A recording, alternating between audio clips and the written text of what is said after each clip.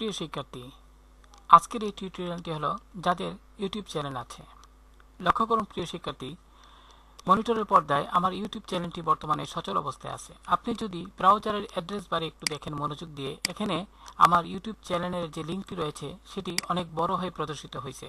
কিন্তু এটিকে যদি আপনি সংক্ষিপ্ত আকারে করতে চান তাহলে আমাদের আরেকটি আপনার সাইট রয়েছে, সেই সাইটকে অর্থাৎ বিটলাই একটি সাইট আছে, সেই সাইটে গিয়ে আপনি আপনার লিঙ্কটাকে আরও ছোট করে প্রদর্শন করতে পারবেন। তো চলুন কিভাবে এই কাজটি করতে হয় তা দেখি। প্রথমে আপনার চ্যানেলে ঢুকে আপনার যে লিঙ্কটি আছে সেই লিঙ্কটি অর্থাৎ চ্যানেলের যে লিঙ্কটি আছে সেই লিঙ্কটি এভাবে সিলেক্ট করে তারপর রাইট বাটন ক্লিক করে কপি করুন, অথবা কিবোর্ড থেকে Ctrl+C চাপুন, কপি হয়ে যাবে। এবার আপনি ব্রাউজার গিয়ে এখানে যে ওয়েব অ্যাড্রেসটা আছে www.bitly.com, সেটা যদি আপনি এখানে টাইপ করেন তাহলে এই উইন্ডোটি আপনার চলে আসবে।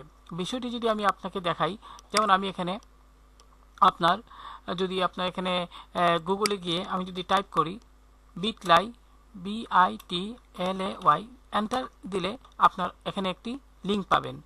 এখানে প্রথম যে লিঙ্কটি আছে আপনি এটাতে ক্লিক করবেন। প্রিয় শিক্ষার্থী, এটিতে ক্লিক করার পরেই ক্লিক করার সাথে সাথে কিন্তু আপনাদের এখানে মূল যে ওয়েবসাইটটি যেটির কথা বলছিলাম অর্থাৎ বিটলাই সেটি চলে আসবে। এবার যে কাজটি করবেন, অর্থাৎ যে লিঙ্কটি কপি করা হয়েছে সেই লিঙ্কটি আপনি এইখানে অর্থাৎ এই যে আপনার শর্ট এন্ড ইউর লিঙ্ক এখানে পেস্ট করে দিবেন।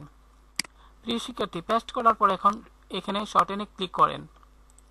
ক্লিক করার পরে দেখেন প্রিয় শিক্ষার্থী, আপনার অর্থাৎ আমার ইউটিউব চ্যানেলের লিঙ্কটি কিন্তু এখন অনেক ছোট হয়ে গেছে। এবার যদি আপনি এটা কপি করে আপনি যদি ব্রাউজার অ্যাড্রেস বারে কোথাও এখানে পেস্ট করে কিবোর্ড থেকে এন্টার চাপেন তাহলে কিন্তু আমার চ্যানেলটি কিন্তু চলে আসতেছে।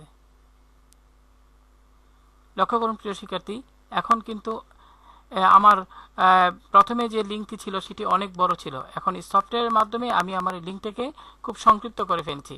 এবার সহজে কিন্তু আপনি এই যে লিঙ্কটি আছে সেটি কারোর সাথে শেয়ার করতে পারেন, অথবা এই লিঙ্কটি যদি আপনার মনে না থাকে তাহলে আপনি ডেস্কটপে আপনার একটি নোটপ্যাড নিয়ে এখানে টেক্সট ডকুমেন্ট, তারপর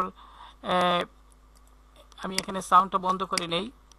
প্রিয় শিক্ষার্থী, এখানে ডাবল ক্লিক করে ওই লিঙ্কটি এখানে পেস্ট করে দিয়ে আপনি সেভ করে রাখতে পারবেন। পরবর্তীতে আপনি কাউকে এই বিষয়টা অর্থাৎ লিঙ্কটা শেয়ার করতে পারবেন।